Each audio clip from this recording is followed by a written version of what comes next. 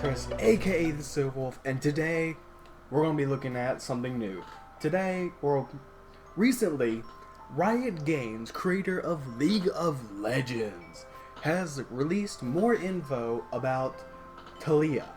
Taliyah is the newest champion that is supposed to come out. And what we know of her is that she rock bends. She earth bends. She's an earthbender. She's like Toph. She's almost Toph Beifong. I mean, for those of you that have watched Avatar: The Last Airbender, you know exactly who I'm talking about. That sweet, metal-bending goddess of a girl who is blind. Okay, so this is their little thing, the bird and the branch.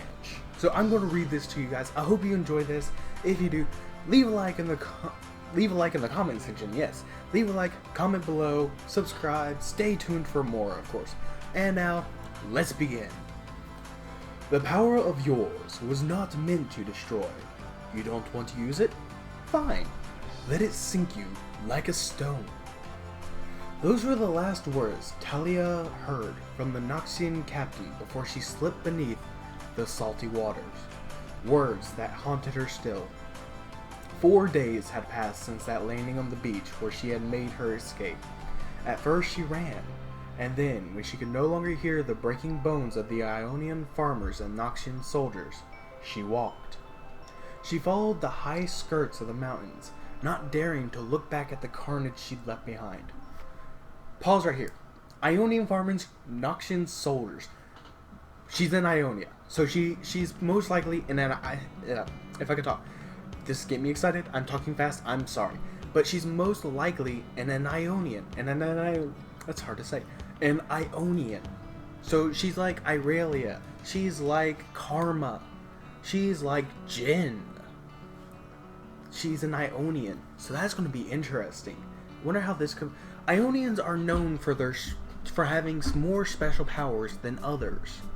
They take art, or they take martial arts and fighting as a form of a hobby, as an art. And they perfect their individual styles. Udyr with his 4 stances. Irelia with her blade surging, her Hitan style, that's what it's called. Hitan style. That's her own style. Karma with her whatever it's called. Her magic thing. I can't remember what it's called now. That kind of makes me sad, I'm sorry. And then Jin with his own personal look at death and life, and his style with a gun. So, this could be interesting.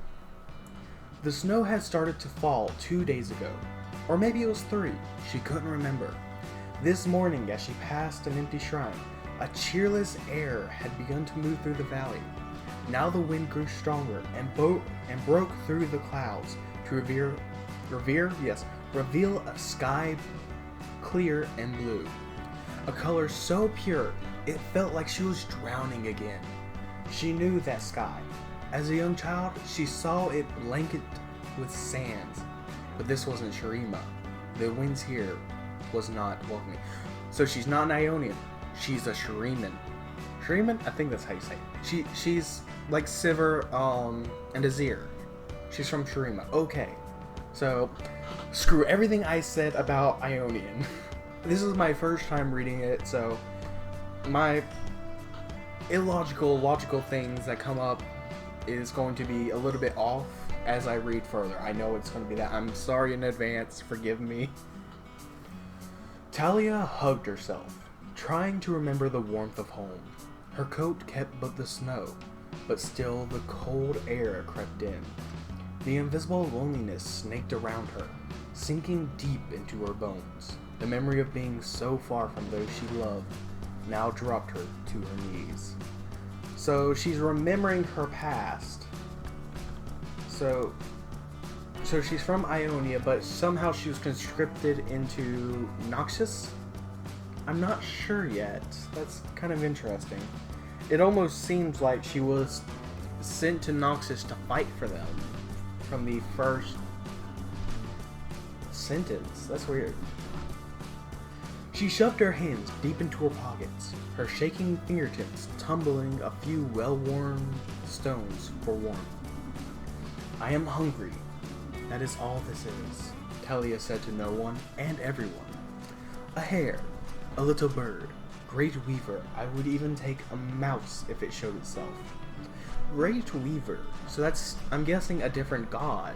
So it's kind of like Kindred being the god of death, peaceful death and ferocious death, and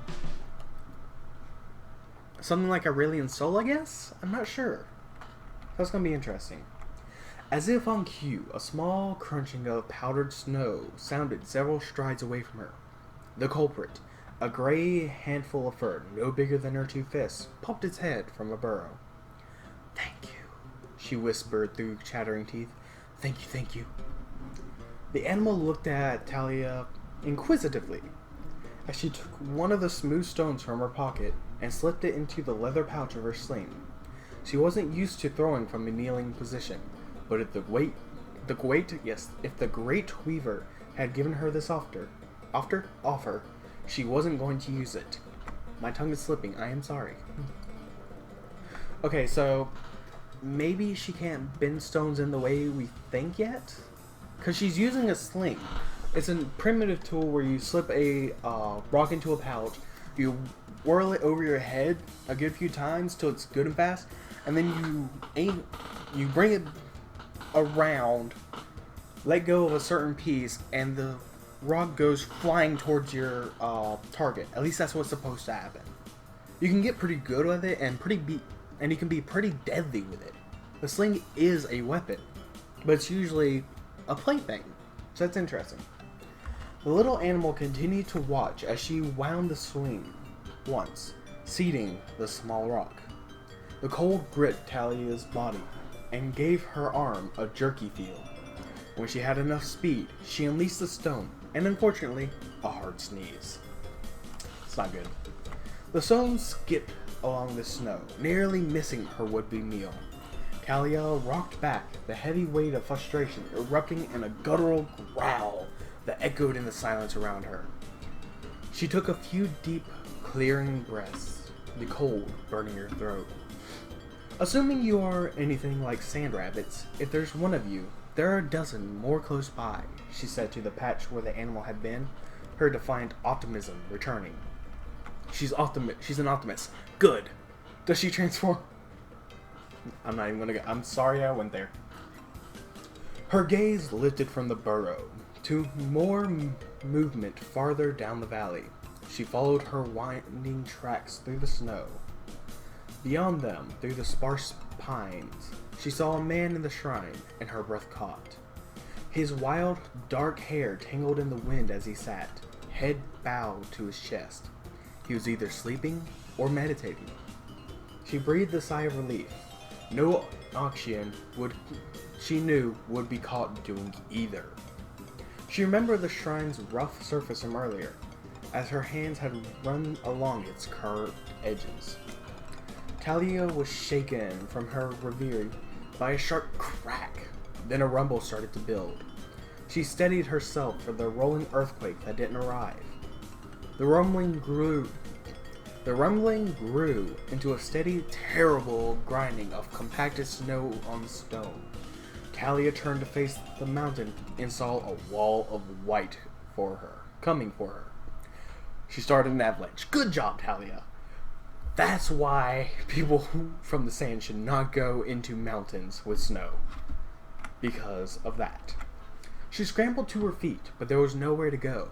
She looked down at the rock, peeking through the dirty ice, and thought of the little animal safe in its burrow. She desperately focused, pulling on the rough edges of the visible rock. A row of thick columns sprung from the ground. The stone blockade reached far over her head, just as the crushing white avalanche slammed into it with a heavy whoosh. Okay, she is a rock bender. Okay, so she can rock bend now. So that earlier theory, toss it out the window. She can rock bend, but she uses slings as well, with rocks. Interesting. So she doesn't hunt with her rock bending, per se. The snow rushed up the newly made slope and spilled like a glittering wave into the valley below. Talia watched as the deadly blanket filled the little glen, covering the temple. Really? As quickly as it began, the avalanche was over. Even the lonely wind still, the new, muffled silence weighed heavily on her. The man with the wild dark hair was gone, embedded somewhere beneath all that ice and rock. She was safe from the snow slide, but her stomach lurched with a sickening realization. She hadn't just brought harm onto an unsuspecting innocent. She had buried him alive. Great Weaver, Talia said to no one and everyone. What have I done? Okay. So she's in Ionia. She's from Shurima. She can rock bend. She uses stones to hunt with a sling. There was a man with, wild dark hair. Usually whenever something like that is mentioned, it's someone we know. Who do we know has wild dark hair? Well, there's a few champions like that. But which Ionian champions? Yi is not one of them. I can tell you that. Because Yi doesn't show his hair very often. Let's see. Udyr. I don't think it was him, to be completely honest. It doesn't sound like Udyr. Yasuo. In the picture, we saw Talia and Yasuo. I haven't shown you the picture. I'm going to show you to... Well, maybe I have. I don't know. Editing me. Show the picture. Don't worry, guys. I got you covered. But in the picture, we see Talia with Yasuo. Maybe it's Yasuo. Or maybe it's someone we haven't met yet. Talia picked her way quickly down the snow-covered hillside, skidding in places and plunging thigh-deep into others. She hadn't run from a Noxian invasion fleet to then accidentally kill the first Ionian she saw. And knowing my luck, he was probably a holy man, she said. Yeah, I've had that kind of luck before. The pines in the valley had been reduced to spendy bushes, half their original size. Only the tip of the shrine broke the snow surface. A string of tattered prayer flags had twisted themselves into knots, marking what used to be the far end of the glen. Talia scanned the area, looking for any trace of the man she had committed to the ice. When she'd last seen him, he had been under the temple's eave. Perhaps it had sheltered him. As she made her way to the temple, closer to the trees and away from the sweep of the avalanche, she saw 2 fingers had broken through the surface. She half trudged, half ran to the pale fingers. Please don't be dead, please don't be dead, please. Talia dropped carefully to her knees and started to scoop away the ice powder. She uncovered fingers as strong as steel. She reached in and gripped the man's wrist, her own clenching hands barely obeying. Her teeth chattered, shaking her body and drowning out any pulse of life she might have felt from the man. If you're not dead already, she said to the man beneath the snow, then you've got to help me. She looked around. There was no one else. She was all he had. Talia let go of his fingers and backed away a few paces. She laid her numb palms to the surface of the snow and tried to remember what the floor of the little valley had looked like before the avalanche. Loose stones, gravel. The memory swam, then coalesced in her mind. It was dark, a coarse charcoal gray with flecks of white, like Uncle Adnin's beard. Uncle Adnin's? It's Uncle Iroh! She is an earthbender! Or is she a No, she has. She met Uncle Iroh. I know she has. Talia held tightly to the vision and pulled up from deep below the snowpack. The crust of ice erupted in front of her, quickly followed by a towering ribbon of granite, balancing a lone figure. The sudden flexible stone wavered at its peak, as if looking to her for guidance. Unsure of any safe landings, Talia pushed them both towards the spiny pines, hoping their bows might break his fall. The granite ribbon fell shortly, collapsing into the snow with a heavy puff, but the evergreen arms caught the man before casually dropping him to the surface. If you were alive, please don't be dead now, Talia said as she hurried toward him. Well, at least she's concerned about him, you know? The sunlight faltered above her, dark clouds were moving into the valley. More snow would soon be upon them. Beyond the trees, she saw an opening to a small cave. Talia blew warm breath into her hands and willed them to stop shaking. She bent close to the man, reaching out to touch his shoulders. He let out a pained grunt. Before Talia could pull back, there was a quick breeze and a metallic flash. A sharp, cold edge of the man's blade pressed at her throat. "Not yet time to die," he said in a broken whisper. He coughed, and his eyes rolled back into his head. The sword dipped to the snow, but the man did not release the weapon. The first snowflake flitted past Talia's chapped face. "From the look of it, you're pretty hard to kill," she said. "But if we're caught in this storm, we might just find out if that's true." The man's breathing was shallow, but at least he was alive. Talia reached under the man's arm and dragged him towards a small cave. The lonely wind had returned. Alright, so she nearly killed someone. It's always fun. She buried a temple. Always good. She came with a Noxian invasion fleet, which makes me think this was before, probably like 3-4 years ago technically. By our standards, I don't know by theirs though. Because there was a fight for Noxus to take Ionia, and they had sent invasion fleets to do it. Well, maybe this is during that time. Because all these characters are supposed to be around at roughly the same time, even if some of them come out at different states. So Kindred is supposed to be like 1,000 years old or something, probably more than 1,000 to be honest. Aurelian Soul is like eons old himself. Malphite, who God knows how old he is. He's probably not eons, but he's pretty fucking old. Gangplank looks around his 40s, well maybe 30s, early or late 30s, early 40s. Sarah Misfortune looks about her early 30s, probably late 20s to be completely honest. Maybe early 30s, late 30s, I don't know. It's kind of hard to tell with her. But all these, they're different ages. I mean, look at Annie.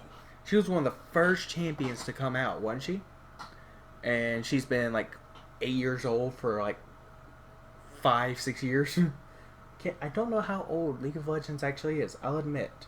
We're in season 6, aren't we? So I'm going to take a guess and say about 6-7 years. I'm counting the beta as well. So, who knows? Chapter 3. Talia bent to pick up a rounded stone the size and color of a small hank of raw wool. She shivered and looked back into the cave. The ragged man was still propped against the wall, his eyes closed. She pushed a bit of dried meat she had found in the man's pack around in her mouth, hoping he wouldn't begrudge sharing if he lived. She stepped back into the warmth of the cave, the slabs of rock she had stacked still glowing with a wavering heat. She knelt. Talia hadn't been sure her trick of warming the stones in her pocket would work into something larger. The young Shuriman closed her eyes and focused on the sacks of rock. She remembered the blistering sun on the sands, the way the heat sank deep in the earth long into the night. She relaxed and loosened her coat as the dry warmth settled around her. She then set to work on the stone in her hand. She turned it, wrapping and pushing it with her thoughts until it was hollowed like a bowl. Satisfied, she returned to the cave, opening with her newly formed dish. So, not only can she earthbend, she can earthbend to various degrees as well. She can take large rocks and warm them. Somehow. I'm not sure how yet. It seems to be her earthbending is going with her mind. It's also playing with her imagination, I guess. So what she imagines with the rocks is what can happen. Like, she's imagining them warming up, and they're warming up. She's imagining that hollowing out the bowl, or hollowing out the rock into a bowl, and it's hollowed out into a bowl. That's rather interesting. A male voice groaned behind her, like a sparrow gathering crumbs. "Even sparrows get thirsty," she replied, scooping up a bowlful of clean snow. The cold wind whispered around her. Talia set the round stone onto the stack of hot rocks in front of her. You gather stone by hand? That seems tedious for someone who can weave rock. A heat rose to Talia's cheeks as that had nothing to do with the little stone hearth. Aw. You're not angry, are you? I mean, about the snow and the man laughed, and he clutched his side with a groan. Your actions tell me all that I need to know. He gritted his teeth with the edge of a smile. You could have left me to die. It was my mistake that put you in danger. I wasn't going to leave you buried in the snow. My thanks. Although I could have done without the tumble through the trees. Talia grimaced and then opened her mouth. The man held out a hand to stop her. Do not apologize. He strained and pulled himself upright, taking a closer look at Talia and the ornament in her hair. A Shuriman sparrow. He closed his eyes and relaxed to the heat of the stone hearth. You are a long way from home, little bird. What brings you to a remote cave in Ionia? Noxus. The man raised a dark eyebrow but kept his eyes closed. They said I wouldn't bring people together in Noxus. That my power would strengthen her walls. But they only wanted me to destroy. Her voice grew thick with disgust. They told me they would teach me. They have, but only half the lesson, he said without emotion. They wanted me to bury a village, to murder people in their homes. Talia let out an impatient snort. And I escaped only to bring a mountain down on you. The man lifted his sword, looking down the length of the blade. A small breeze whipped to clean the dust. Destruction, creation. Nothing is wholly good or bad. You cannot have one without the other. What matters is intent, the why of choosing your path. That is the only real choice we have. He sounds like a poet. It is definitely Yasuo at this point. I mean, he's got a blade. He's using the wind itself to wipe it of dust. We know of no other champions or story person that can do that. So far, Yasuo is the only one to show that ability. Talia stood up, irritated at the lecture. My path is away from this place, away from everyone, until I learn to control what's inside of me. I don't trust myself not to hurt people. A bird's trust is not in the branch beneath her. Talia had stopped listening. She was already at the mouth of the cave, wrapping her coat tightly around her. The wind whistled in her ears. I'm going to try and find us something to eat. Hopefully, I won't bring the rest of the mountain down on you. The man settled against the warm stone at his back. I cannot speak for some reason. Speaking softly to no one and everyone. Are you sure it is the mountain you seek to conquer, little sparrow? So he keeps going and calling her a little sparrow. Is that like a pet name? Has he already given her a pet name? Are you kidding me? Yasuo, calm down. Calm thy thirst, mate. I honestly don't think he's thirsting for her in that way. But still, mate, calm the fudge down. So we're getting some backstory on Talia. She isn't in full control of her powers. Maybe that's what brought the mountain down. Maybe her powers brought the mountain down. So her powers are probably used with her imagination, but as well as something else. Probably through intention, through will. But then it can go astray every now and again. Which is what brought the mountain down. Okay, that's interesting. You have a little bit more info on this character, as well as how she acts and thinks. She's definitely not like an auction, as we've seen. She doesn't want to hurt people. She wants to build. She wants to create. She's a builder. She's like, she's like Galio's dad, in a way. So, this is starting to get interesting. A bird pecked at a thin pine nearby. Talia kicked at the snow, accidentally shoving a clump of it into the top of her boot. She pulled at the cuffs roughly, annoyed at the man's word, and the melting ice slipping past her ankle. The why of the path? I left my people, my family, to protect them from me. Okay, so she thought of herself as a burden, as someone who could only hurt others. And she left her family and ran into some Noxians, I'm guessing. They promised to teach her, to help her create things, but then sent her to destroy instead. Okay, that's interesting. She stopped. A natural hush had settled. Any small game that had been nearby had long since disappeared at the sound of her stomping feet. Not sensing any danger from the girl, the little bird had kept to its branch and twittered at her angry ranch. Now, even the bird song was silenced. That's never a good sign. Talia stood cautiously. In her anger, she had wandered farther than she had intended from the cave. She was drawn more to the stones than the wood, and had accidentally followed an exposed ridge until she found herself looking down from a rocky cliff. She didn't think the man would follow her, yet she sensed someone watching. "More lectures?" she asked indignantly.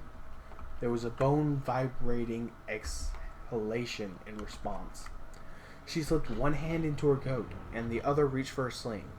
3 stones tumbled in her pocket. She clutched at one just as loose gravel betrayed the movement of her stalker behind her. Talia turned to face the presence at her back. There, padding carefully across the sharp cracks, was a great Ionian snow lion. "Ooh, snow lion. Here, kitty, kitty." Even standing on 4 stout legs, it towered over her. So she's small. Okay, so she's about kid size. I'm thinking she's going to be about Annie's size, maybe a little bit taller. So no, I'm thinking she's going to be more Kindred size. That might be a little bit smaller than Kindred probably. The beast was easily twice as long as she was tall. Its thick neck covered in a short mane of tawny white. The lion watched the girl. It dropped 2 freshly slain hairs from its jaw and licked a drizzle of red from a canine bigger than her forearm. "Okay then. Here, kitty, kitty." Just a moment ago, the high view of the cliff where she stood had been thrilling. Now it left her trapped. If she ran, she would be chased down in an instant. Talia swallowed, trying to push down the panic that was rising in her throat. She fit a stone in her sling and began to spin it. "Get out of here," she said. Her words came out with none of the terror she felt inside. The lion took a step closer. The girl released the stone from her sling. It hit the great beast near the mane, the fur taking the brunt of the impact. The animal growled its displeasure, and Talia could not separate the heavy resonance from her heart as it tried to beat its way out of her chest. She fit another stone to the sling. "Go on!" she shouted, feigning more courage. "I said get out of here!" Talia let the next stone fly. The predator's hungry snarl grew louder. The bird in the thin pine, sensing no good could come from this encounter, leapt from the branch and took off on a current of air. Alone, Talia reached into her pocket for her last stone. Her hands shook from the cold and the fear coursing through her. The rock slipped from her fingers and hit the ground, rolling away. She looked up. The lion's head bobbed between muscled shoulders as it took another step toward her. The throwing stone was just out of reach. "You gather stones by hand?" The man's words echoed in her mind. Maybe there was another way. Talia reached out to the stone with her will. The small rock shuddered, but there was also a quiver in the ground beneath her. The bow beside her still trembled from where the bird had taken flight. A bird's trust is not in the branch. The choice was clear. She could either stand frozen in her doubt, letting the beast come for her, or lean into her power and take the lead. Talia, a girl born in a desert land far beyond the shores of snow-capped Ionia, held on to the image of the bird and the empty branch that bounced. In that moment, she forgot the imminent death before her. The loneliness that haunted her fell away and was replaced by her last dance in the sands. She felt her mother, her father, Babajan, the whole tribe encircling her. Her whispered promise to return to them when she finally gained mastery over her gifts. She met the gaze of the beast. I've given up too much to let you stop me. The stone began to warp beneath her in a graceful crescent. She held on the warmth of that last embrace and leapt. A rumbling built beneath her, louder than the growl of the beast. The lion tried to back away, but it was already too late. The ground split between its thick paws into a sluice of swirling gravel, the weight of the creature pulling it farther down the crumbling cliff. For a brief moment, Talia floated above the flurry of dissolving earth. The rock beneath her continued to splinter into 1,000 tiny pieces, no longer solid enough to control. She knew she couldn't hold on to destruction forever. The girl started to fall. Before she could say goodbye to the coarse world fracturing around her, a strong wind lifted her up. Fingers like steel grasped the collar of her coat. I didn't realize you were serious about bringing down on the mountain, little sparrow. With a grunt, the man pulled Talia up onto the newly created ledge. I now understand why much of your desert is flat. A laugh bubbled up from within her. She was actually relieved to hear his patronizing voice. Talia looked over the side of the cliff and stood up. She dusted herself off, picked up the lion's discarded hairs, and walked back to the cave with a new skip in her step. So she's now gained some mastery over her powers. So that's interesting. So we're seeing some character we're seeing some character development here, guys. I think that's cool. More character development. Nice. Character development is always key in a story. You always want to show how a character evolves over time. She was a girl that could not control her powers for the life of her. But because of Yasuo talking to her, patronizing her, I'm saying this with air quotes that you can't see, she finally figured out a way to start using her powers. Albeit she needs some more help in doing it. She definitely can't control it very well. But now she's learning to control it. This is what you want to see in character development. Chapter 5. How many chapters? There are 7 total chapters. Ooh. Lord, do I need a... I should have gotten a drink before this. I didn't think there was 7. Talia bit her bottom lip.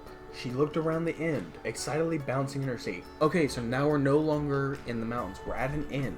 I'm guessing we're still with the stranger. Or Yasuo, as we now know he is. She looked... The evening was late, and the wooden tables sparsely populated. It had been so long since she had been around people. She looked to her grim companion, who had insisted on the darkened corner booth. The man who now served as her teacher didn't count. The scowl he had worn since agreeing to a meal at the remote inn offered little ways in camaraderie. So yes, she's still with Yasuo, and now Yasuo is going to be her teacher. So the way he controls wind is going to be the way she controls her rock, but in different styles as its different elements. We now have an airbender, a waterbender in Nami, a firebender in Bran, and we're getting an earthbender. We have the 4 nations of Avatar. That is amazing. Yes. I love it. When it was clear that he was as much a stranger here as anyone else, he relaxed a bit, settling into the shadows, his back firmly to the wall and a drink in hand. Now that he was no longer distracted, his concentration and watchful eye returned to her. You must focus, he said. You cannot hesitate. Talia studied the leaves swirling at the bottom of her cup. The lesson today had been a difficult one. It had not gone well. In the end, they had both been covered in dust and shattered rock. Danger comes when your attention is divided. I could have hurt someone, she said, eyeing the new ripple in the mantle wound around the man's neck. Her own clothes had not fared well either. She looked down at her new overcoat and traveling skirt. The innkeeper's wife had taken pity on her and offered what she had on hand. Cast-offs left by previous patrons.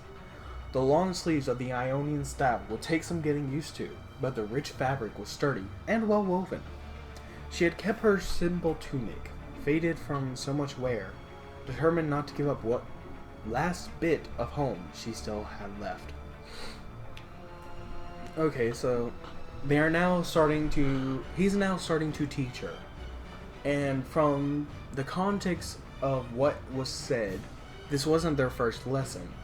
The lesson today had been a difficult one, which means they've already had previous lessons. So this means there has been a time skip. There's probably been roughly a week between what happened at the cave and where they are now in the end. That's my guess. Time skips are hard to analyze unless they actually say it. So with this kind of things, I'm having to take a guess. I'm going to say a week has passed, maybe 2 weeks. But judging from her difficulty of still learning, I'm going to say probably a week and a half. Nothing was broken that cannot be mended. Control comes through practice. You are capable of much more. Remember, you have improved. But what if I fail? She asks. There's our confirmation of they have been training. So, yeah, what I said was probably true. Awesome. I'm awesome like that. The man's gaze drifted as he watched the far door of the inn push open. A pair of merchants came in, stomping off the dusty road. The innkeeper motioned to the open tables near Talia and the man. The first moved toward them, while the second waited for his drink. Everyone fails, Talia's companion said, a small edge of frustration passing over the man's face, marring his otherwise restrained demeanor. Failure is just a moment in time. You must keep moving, and it, too, will pass. One of the merchants took a seat at the nearby table and watched Talia, his eyes drifting from the pale lavender of her tunic to the glimmer of gold and the stone in her hair. Is that Shuriman girl? Yes. Is that Shuriman girl? Talia did her best to ignore the merchant. He caught the protective glare of her companion and laughed it off. Would have been rare once, the merchant said. The girl stared at her hands. It's a bit more common now that your people's lost city has arisen. Talia looked up. What? Word has it the rivers flow backwards, too. The merchant waved a hand in the air, poking fun at the mysteries of a far-off people he considered simple. All because your bird god has returned from the grave. Whatever he is, doesn't make a difference. It all threatens trade. The second merchant joined the first. They say he aims to collect his people, misses his slaves and all that. Good thing you're here and not there, girl, the first merchant added. The second merchant looked up from his ale, suddenly noticing Talia's companion. You look familiar, he said. I've seen your face before. The door to the inn opened again. A group of guards entered, eyeing the room carefully. The one in the middle, clearly a captain of some sort, noticed the girl and her companion. Talia could feel a quiet panic rise in the room as a few guests stood and made their way quickly to the exits. Even the merchants got up and left. The captain waved through the empty stools toward them. He stopped a blade's length from the table where they were sat. Murderer, he said. Definitely Yasuo. Oh no, wait, there's some. Okay. So, a little backstory. Yasuo was convicted of a murder that he did not do. I want to say it was actually his family that got murdered, and he was placed the blame for. So he is a fugitive on the run from Ionia, and only a select few of Ionians will approach him without trying to arrest him. I'm gonna have to look up my lore again. I have not read the lore in probably 2 years now, so Yasuo's not even. I don't think Yasuo's No, he's not 2 years old. Is he? Is Yasuo 2 years old now? Jesus Christ! I don't know how old Yasuo is. I don't think he's 2 years old. Oh my God! I've been playing this game far too fucking long. I've been playing since season 2. Okay. So this is where you've been hiding, the captain said. Savor that drink. It'll be your last. Talia was on her feet just as she heard the whisper of steel drawn next to her. She looked over to see her teacher staring down the room full of guards. This man, Yasuo, the captain spat the word, is guilty of assassinating a village elder. His crimes warrants the punishment of death to be carried out on sight. Okay, so maybe not his family, but he didn't actually do the assassination. I know he did not kill the elder because it says so in his lore. He was framed for that, I'm almost certain. And he's trying to prove his innocence. He's just having a hard time doing it. One of the guards leveled a loaded crossbow. Another knocked an arrow into a longbow nearly as tall as the girl. Kill me, Yasuo said.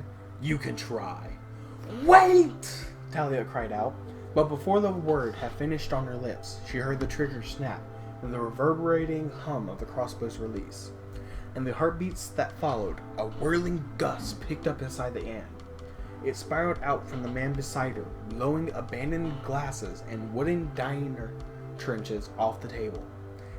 It reached the arrows, breaking them mid-flight. The pieces fell to the ground with a hollow clatter. More guards swarmed in, their swords already pulled from their sheaths. Talia laid down a field of sharp stones, pulling up each rock through the floor in a violent explosion to keep the men at bay. So she has gotten better with her powers now. That's good for this kind of situation. Very good. Good job, Talia. You're learning. I like that. Good job.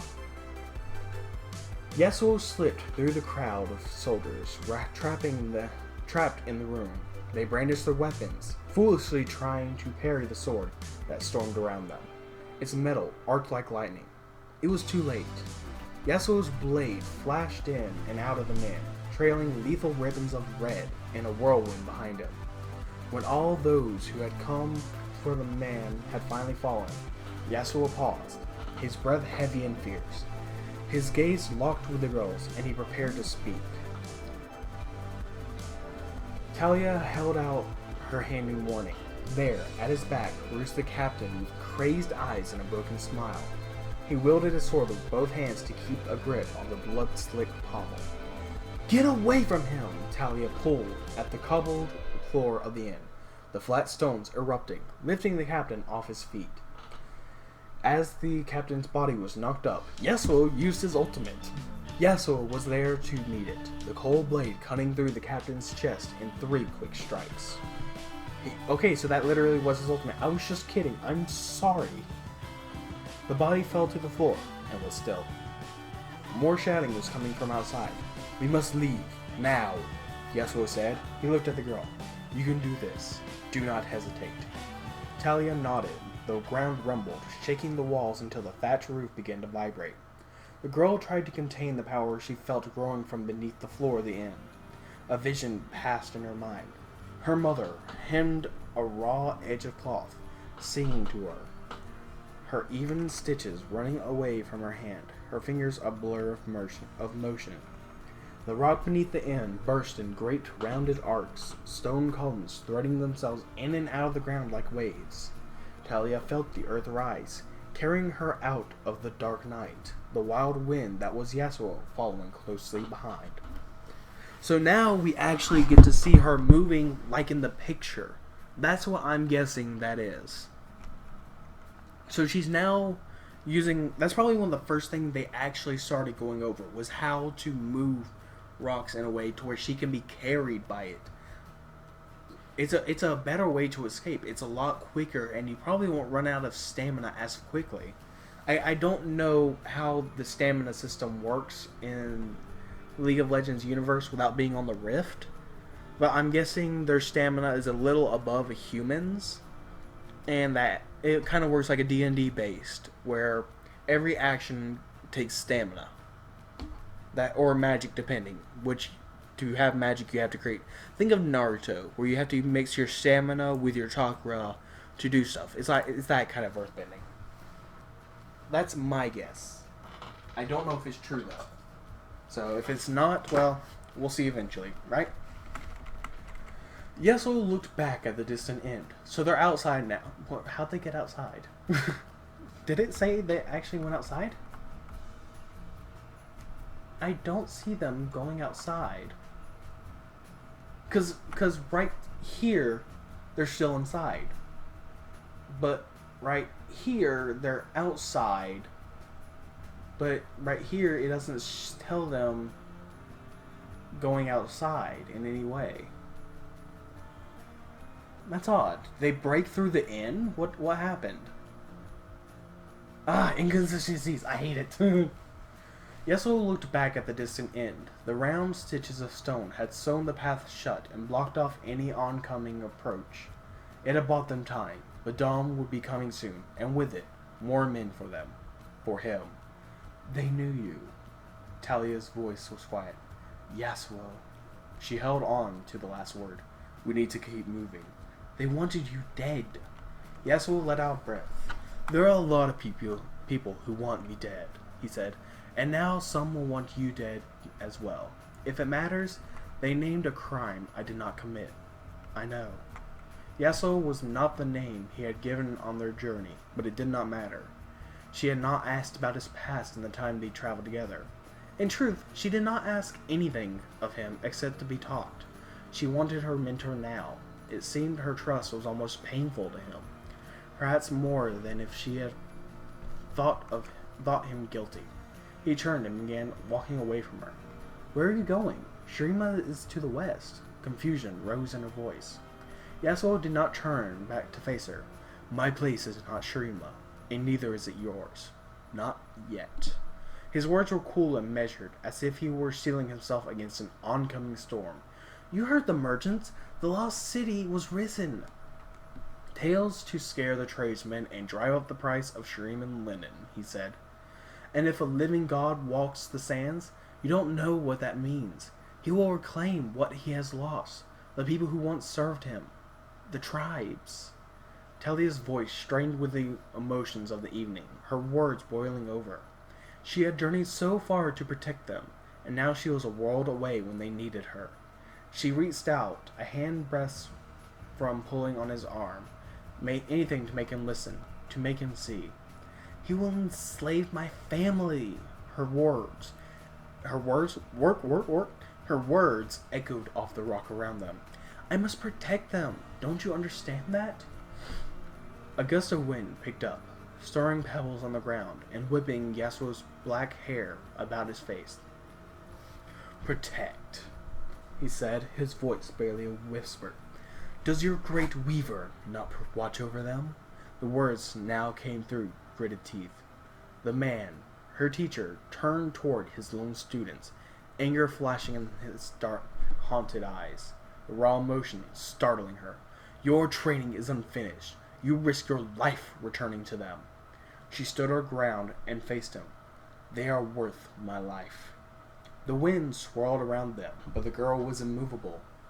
Yasuo gave a long sigh and looked back to the east. A hint of light had begun to break the blue-black night. Last of the turbulent gusts calmed down. You could come with me. The hard lines of the man's jaw relaxed. I have heard the desert mead is quite good, he said, a soft breeze tugging at the girl's hair. And then the moment was gone, replaced by a memory of pain. But I am not finished in Ionia. Talia studied him carefully, and then reached inside her tunic, breaking a long loose thread. She offered the length of hands-pulled wool to him. He looked at it suspiciously. It's a tradition of thanks among my people, Talia explained, to give a piece of yourself to be remembered. The man took the thread gingerly and tied back his wild hair with it. He weighed his next words carefully. Follow this to the next river valley, and that river to the sea, he said, gesturing towards a lightly worn deer path. There is a lone fisherwoman there. Tell her you wish to see the Freljord. Give her this. The man withdrew a dried maple seed from a leather pouch at his belt and pressed it into her hand. In the frozen north, there are a people that resist the Noxian rule. With them, you might find passage back to your sands. What is this Freljord? She said, testing the word in her mouth. ice, she said, and stone, he added with a wink. It was her turn to smile. You will move quickly with the mountains behind you. Use your power. Creation, destruction, embrace it. All of it. Your wings have carried you far, he said, and may even carry you home. Talia stared up at the path leading down into the river valley. She hoped her tribe was safe. Perhaps the danger she imagined was just that. If they saw her now, what would they think? Would they recognize her? Baba Jan said that no matter what color the thread, no matter how thick or thin the draft was as it was taken up on the spindle, a part of the wool always remained what it had been when it started. Talia remembered and took comfort in that. I trust that you will weave the right balance. Safe journey, little sparrow. Talia turned to face her companion, but he was already gone. The only sign that he had been there were a few blades of grass that rustled in the morning dew, in the new morning air. I'm sure the great weaver has a plan for you too, she said. Talia tucked the maple seed carefully into her coat and started down the path into the valley, the stone breaking beneath her boots, rising eagerly to greet her. Okay, so future me, you don't have to put in the picture now, because here it is, people. This is the picture. This was the leak. The first thing we got into it. And we see Talia up on her rocks with Yasuo right there. And you can see the little spindle in Yasuo's hair. So this was before he came onto the rift. Dude. I wonder if Talia ever made it, or she's now in the Freljord. It takes time for these travels, you know? She's probably not going to be getting there anytime soon. So, that's the story of Talia, the bird and the branch. What we have gleaned from it is a new rockbender is now coming to the League of Legends. This rockbender, Talia, is a Shuriman who was taken in by Noxious, or found by Noxious, by Noxians. I don't know why I call them Noxious, because they're very noxious, that's why. By Noxians. And in doing so, she found herself in Ionia, sent there to destroy when she wanted to create. She didn't trust her powers, which is why she left her home in the first place. In Ionia, she buried Yasuo in some sand. Or not sand, in some snow. Two very common things, I'm sorry. But got buried in the snow, she saved him, and then Yasuo started teaching her how to control her power, because theirs is very similar in how they work. Maybe not in the elements, but how they work in general. So, I'm thinking that one of Talia's ability is going to be creating a rock wall, and the other is going to be using, another one is going to be using this. That's probably going to be one of her basic movements right here as well. That wouldn't actually surprise me, to be completely honest. So let's see what else. She can her basic attack is going to be a sling with rocks. She's not going to have to gather the rocks though, I don't think. So it's not going to be like raids where you have to reload or anything. Well, you're probably going to have to reload. That it's kind of hard to judge. She's going to be a caster. I'm almost certain of that. She's not going to be an AD or melee range. She's going to be a ranged caster. She's going to be like Brand. She's going to be like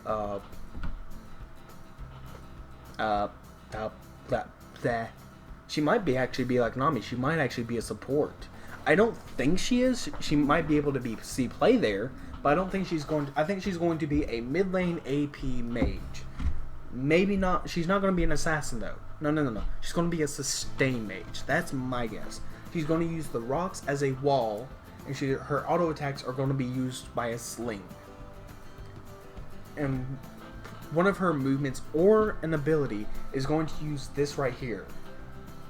This kind of movement. So that's my predictions. That's what I think is going to happen. I'm kind of interested in their taunts or interactions with each other,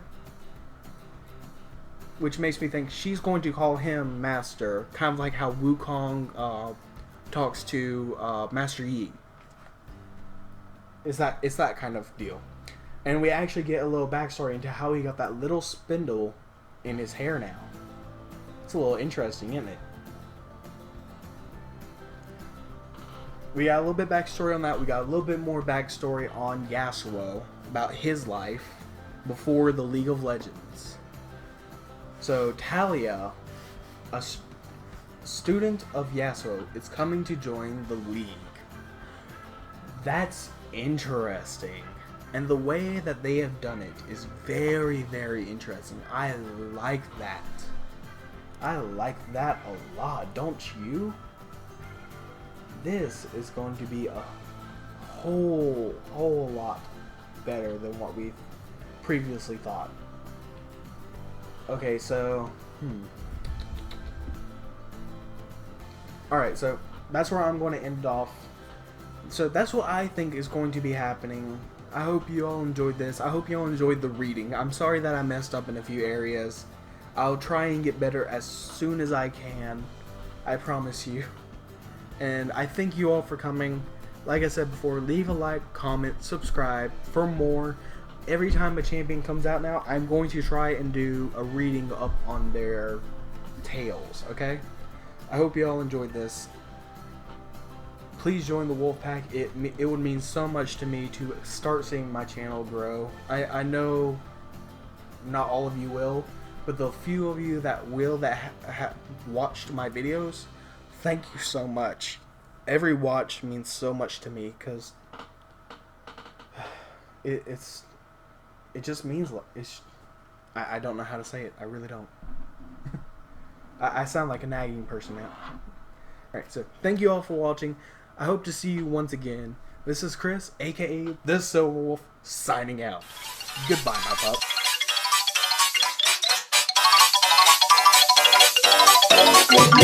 Spooky, scary.